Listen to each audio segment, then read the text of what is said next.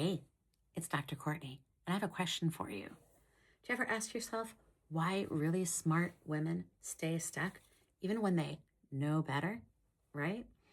Well, the first thing is that knowing what's wrong and actually implementing change are going on in two different parts of the brain. They're not same, okay? So just because you understand what's wrong doesn't mean you're able to change it. And that is literally one of the most painful experiences that my clients have. Being stuck in a pattern, knowing what it is, knowing you want to change it, and not being able to, because it's not as easy as insight, and it's not always as straightforward as discipline either. So, for example, a lot of women know that they're carrying a huge invisible load, right? They're not being recognized for it. They're expected to perform in a lot of ways that we're now starting to understand carry a mental load that is draining us, right?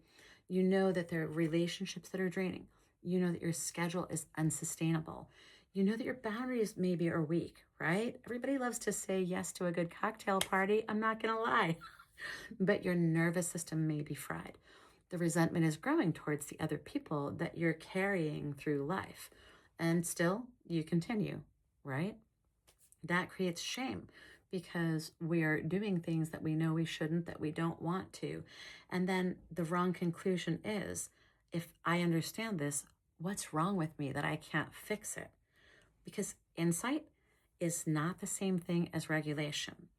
Awareness doesn't automatically reorganize physiology, and habits are physiology. Physiology and the nervous system is what's driving behavior. It's not this. It is what is literally programmed in here on a neurological level. And we can't circumvent that programming until we fully step into the driver's seat.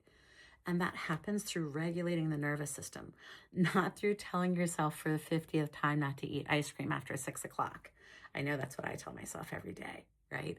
But if I'm dysregulated, then I find myself having more anxiety and more resistance towards following my agreements with myself, all right? So let's talk about nervous system regulation a little bit more in practice at a retreat. If you want to figure this out, ladies, we have the Lotus retreats coming up where we actually take you through the entire process. Because the first half of your life, you spent surviving and building roots. And the second half of your life, you want to spend thriving. But not every lotus seed that sets her roots down actually blossoms. Some, without a map, without a system and guidance, lose sight of who they truly are.